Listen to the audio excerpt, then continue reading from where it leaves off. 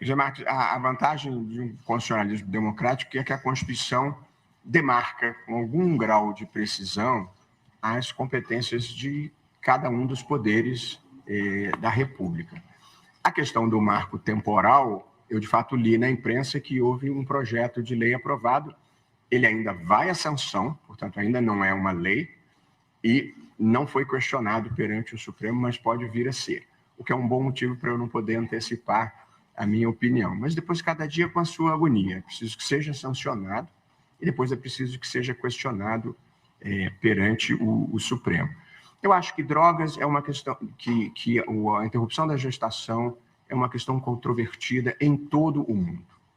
Em alguns países, esse tema foi resolvido pelos tribunais constitucionais, em outros países foi tratado por legislação, e acho perfeitamente normal que uma questão importante e divisiva da sociedade como essa seja debatida no Congresso também. De modo que não acho que isso seja um problema e não acho que essa seja uma questão que possa ser levada adiante sem um debate público relevante. No tocante a drogas, eu aqui, até boa a sua pergunta, para eu esclarecer um ponto que eu acho que tem sido mal compreendido de uma maneira geral.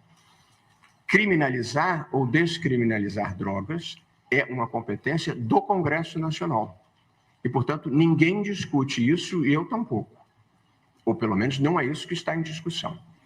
O que está em discussão é um dispositivo do Código Penal relativamente ao porte para consumo pessoal. Eu gostaria de dizer que o Congresso Nacional já tomou a decisão de despenalizar o porte de drogas para consumo pessoal. Essa não é uma decisão do Supremo. O Congresso Nacional despenalizou, ou seja, deixou de prever a pena de prisão para o usuário, no que, aliás, fez muito bem. Portanto, o Supremo não está mexendo nisso. E o que não se tem compreendido adequadamente é o que o Supremo está fazendo. O Supremo, basicamente, o que o Supremo está fazendo é definir qual quantidade vai ser considerada porte e qual quantidade a partir da qual nós vamos considerar tráfico. É isso que o Supremo está fazendo. E isso é da competência do Supremo, porque quem prende é o juiz. Numa democracia, só quem tem competência para prender é o juiz. A polícia pode prender em flagrante, mas imediatamente tem que submeter aquela prisão a um juiz. Se nós não estabelecermos, como foi o meu voto original lá atrás, e que agora parece que vai granjear maioria, o que nós estamos fazendo é estabelecendo qual a quantidade que se vai considerar porte e qual a quantidade que se vai considerar tráfico, para que não seja o policial de plantão que tome essa decisão, porque na prática, como estava no meu voto, como estava no voto do ministro Alexandre, o que acontece é que nos bairros ricos uma quantidade X é considerada porte e nos bairros pobres a mesma quantidade X é considerada tráfico. Portanto, é para acabar com essa discriminação contra as pessoas pobres, contra as pessoas de periferia, que nós queremos estabelecer um critério judicial e não um critério que cada policial individualmente vá determinar.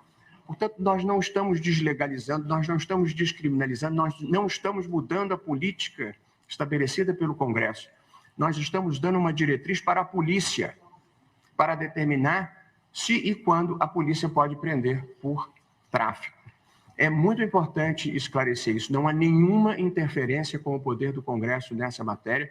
O Supremo é deferente para com a competência do Congresso quanto a legalizar ou deslegalizar drogas. Isso é muito importante de se fixar. Dito isso, eu acho que o país precisa de um debate importante sobre a política de drogas, porque ela é a responsável pelo hiperencarceramento de jovens pobres, primários e de bons antecedentes no Brasil. Por que eu acho que essa é uma política que precisa ser discutida, derrotando superstições e preconceitos? Ela tem que ser discutida, seja por quem acha que deve reprimir, seja por quem acha que deve legalizar em alguma medida. Por quê? Porque o que a gente está fazendo não está dando certo. O tráfico domina parcelas importantes do Estado brasileiro E a política que se tem praticado é essa de prender menino pobre de periferia por pequenas quantidades de drogas. Qual é a consequência dessa política? Você coloca esse jovem no sistema penitenciário, logo que ele entra, tragicamente, ele tem que se filiar a uma facção, porque isso é uma questão de sobrevivência para ele. Ele vai ficar preso 1, 2, 3 anos, vai sair pior do que entrou. A vaga que ele ocupou custou dinheiro, e a vaga que ele ocupava no tráfico foi substituída no dia que ele foi preso. Tem um exército de reserva para ocupar esse lugar. Portanto, é uma política que não serve para nada, destrói vidas, custa caro e não produz nenhum abalo no tráfico.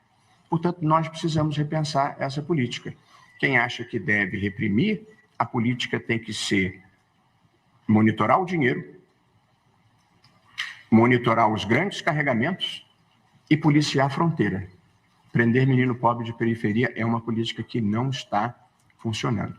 E no Brasil, diferentemente dos países do hemisfério norte, onde a grande preocupação é o usuário, eu também me preocupo com o usuário, mas a minha maior preocupação é o poder que o tráfico exerce sobre as comunidades pobres no Brasil. Essa talvez seja uma das maiores violações de direitos humanos que há no Brasil. Uma família pobre, honesta, que viva num bairro de comunidade, num bairro de pessoas mais modestas, tem imensa dificuldade de criar o filho numa cultura de honestidade, porque é uma área dominada pelo tráfico, que coopta ou intimida aqueles jovens. Esse é que é o problema que nós precisamos enfrentar no Brasil, que é muito mais grave e trágico do que propriamente o dos usuários. Portanto, nós temos que debater. Se alguma coisa não está funcionando, é preciso discutir. Numa democracia, nenhum tema deve ser tratado como tabu.